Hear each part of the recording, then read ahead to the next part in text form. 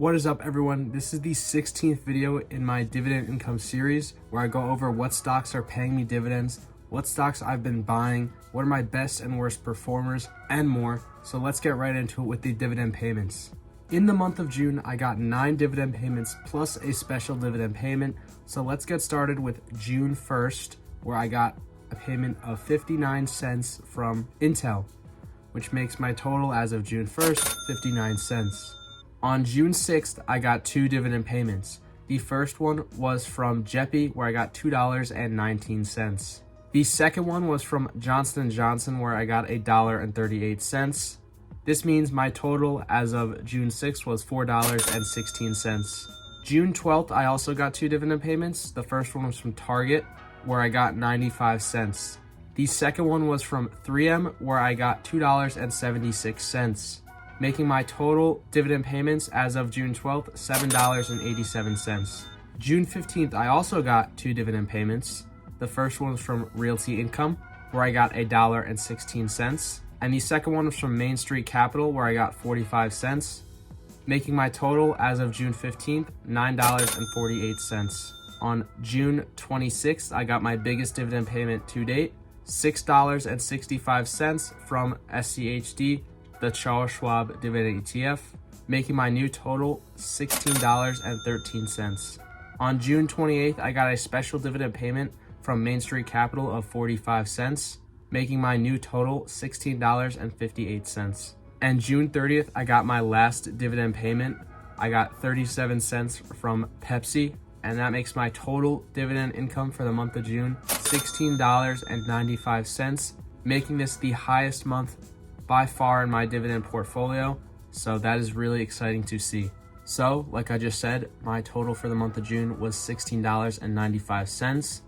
Then we look at my monthly average. So for the next 12 months, if I were to not add any money to this account, I would get $14.40 in dividends every month on average. And if I were to not add any money to this account for the next 12 months, I would get $172.80 in dividend payments. I always say this, but it's always so cool to see the dividend income grow in this portfolio. And if we compare it to last June of 2022, where I got a $5.12, I've had about a 331% increase in dividend income since last year. I know in the future, my yearly increase in dividend payments isn't always going to be 300%. That's just because we're comparing it to the first couple months of my portfolio, but it's still a cool number to see. So if we look at my portfolio's performance, we can actually see I did have a pretty good month at a positive 4.6% return. Now, I didn't beat the S&P 500 because it had a positive 6.61% return. I pretty much kept that pace with the Dow Jones when they had a 4.68% return, only 0.08% more than me. And then NASDAQ also outperformed me at a 6.59% return, but I still did pretty good.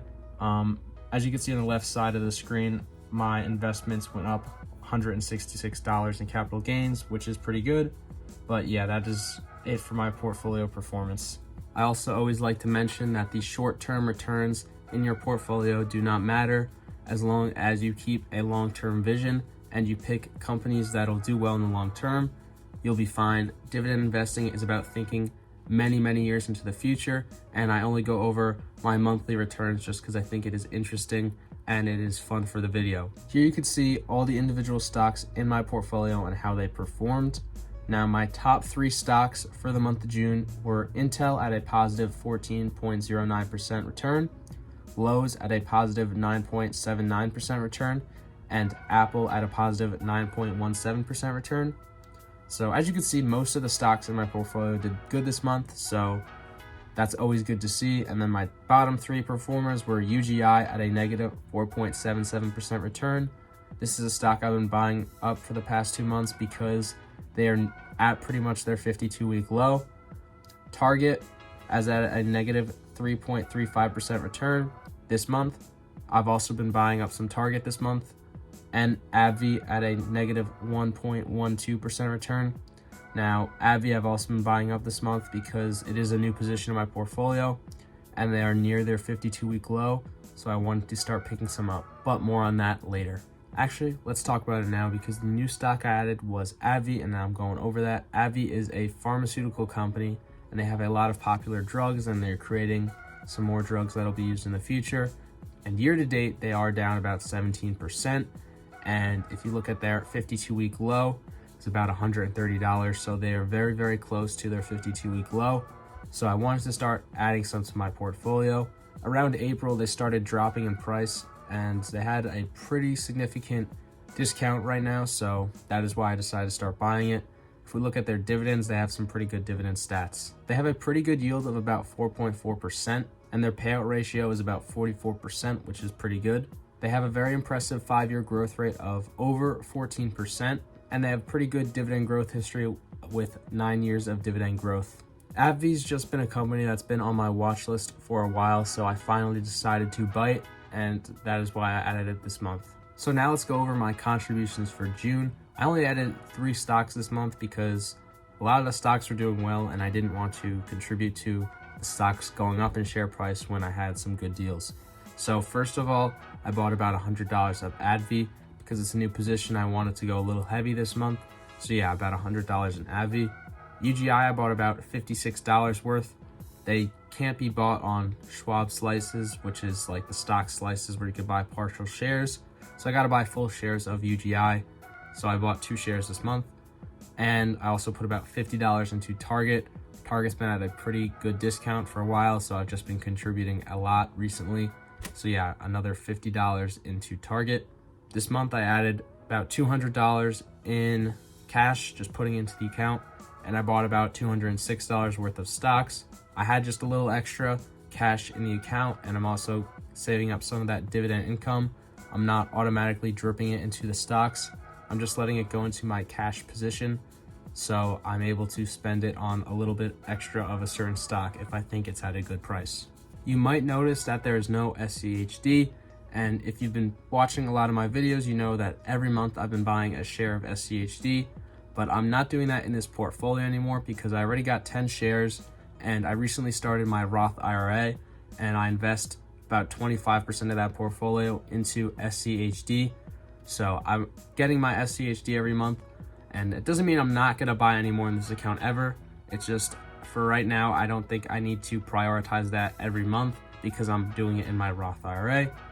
If you want to check out the Roth IRA video, that's linked in the description. But yeah, I'm not doing the automatic 1 share of SCHD every month in this portfolio anymore.